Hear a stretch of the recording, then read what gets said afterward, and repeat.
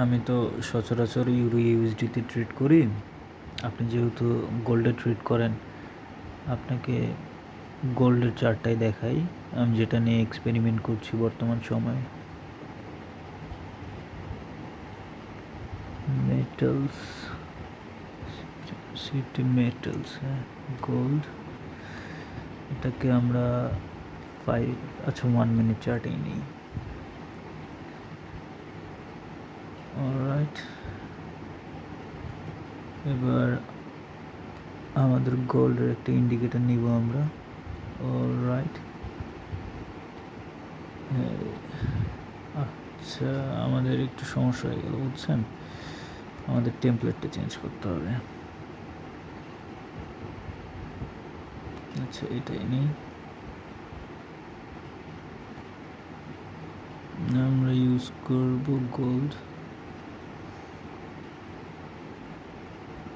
আচ্ছা, আপনাকে বোঝানোর জন্য আমরা এটা একটু বাড়িয়ে দিই।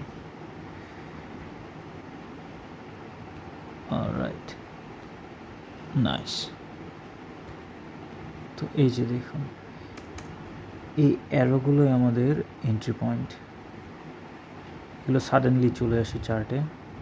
দেখা গেল আমি এমন একটা এন্ট্রি নিলাম, এখানে আমার খুব ছোট একটা এসএল দেওয়া থাকলো, এসএলটা হিট করে তারপর মার্কেটটা এখন একটা কনসলিডেশন পর্যায়ে আছে।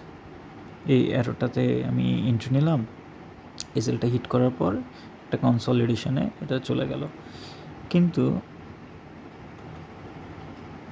ইনকেস আমাদের এসএলটা যদি হিট না হয়,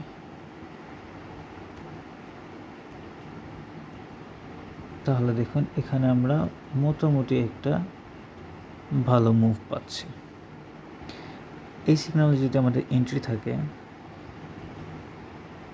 আর এই জায়গাটায় আমাদের একটা ব্রেক অফ স্ট্রাকচার হলো, এই ব্রেক অফ স্ট্রাকচারের পর আমরা যদি এটা ব্রেক ইভেন করে দিই, অথবা এখানে যদি 1:1 নিয়ে নিই, তারপরে যদি এটা ট্রেইল করি, তাহলে আমাদের কতগুলো পিপ আসে। কিন্তু সবসময় আমরা এই মুভগুলো ক্যাপচার করতে পারি না, হয়তোবা আমার ক্লাস থাকে, আমার কোনো কাজ থাকে, আমি বাইরে থাকি, বিভিন্ন কারণে আমি কনসিস্টেন্টলি ট্রেডগুলো নিতে পারি না। আবার দেখা গেলো যে এই ট্রেডগুলো নিলাম, সেগুলো আমাকে লস দিয়ে বসে থাকলো।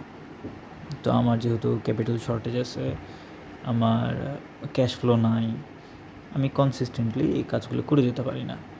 তো ইন্ডিকেটার বেসড হলে হয় কি, যে আমি আমার স্বাধীনতা হারাই ফেলতেছি।